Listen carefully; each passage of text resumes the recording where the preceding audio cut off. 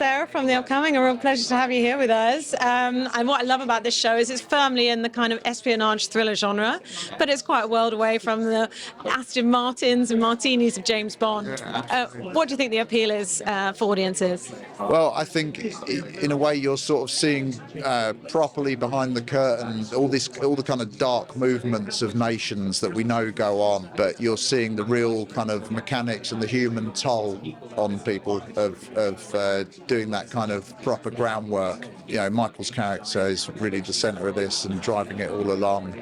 But there's so many strands to it, and you really see a bunch of people being put under extreme stress and dealing with it often with a great kind of dark humour. I think it's really, really exciting. Joe Wright, one of my all-time favourite directors. Atonement, one of my all-time favourite films. What makes him really stand out as a director? He's really inventive. If he has an idea, he finds a way with Lee Grummet of making it work and just kind of creating something new out of what was on the page. Often went in entirely new directions on the day in a way that wasn't quite what you would imagine when you read it first, and that's just a really exciting energy to be around. He's a genius, really is. And what can you tell us about your specific role in bringing this story to life? I play Grandpa, and with my buddy Grandma, we kind of do a lot of the kind of dirty work, really. And we kind of, I mean, I don't know how much I'm supposed to say. Everyone kind of interacts together.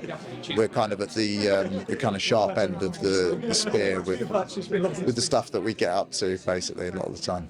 And an absolute stacked cast. I mean, Joe Turner-Smith, Jeffrey Wright, Richard Gere, but particularly Michael Fassbender. Just feels like he's such an interesting actor, and he never seems to make the same career choice twice. What do you think particularly makes him stand out as one of the actors of his generation? I think for me, the first time that I really kind of took on board how great Michael is was Hunger.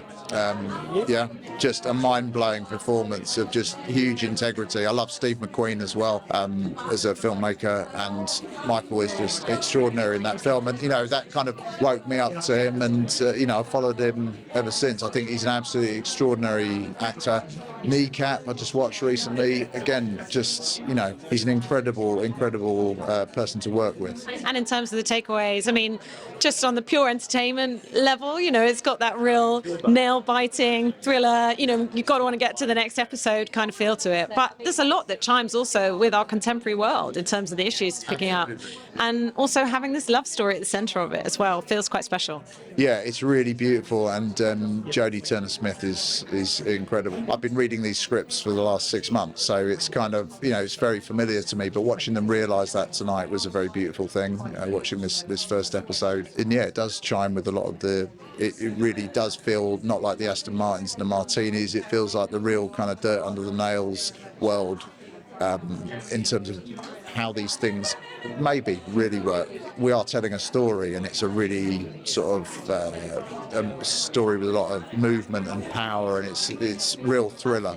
It's a real thrill ride. As a punter, I would watch this. That's always the test. When I'm reading these scripts myself, I'm going, yeah, I want to know what happens next. Give me more, and that's always a good sign. And what's next for you? Have you got something else lined up, or what's left on your bucket list of things you'd like to do after this? Well, who knows? I'm sort of potentially we could be doing this for some time, but let's see. Yeah. Fantastic. Thanks so much. Really enjoyed tonight. Nice to speak to you. Thank you. Cheers.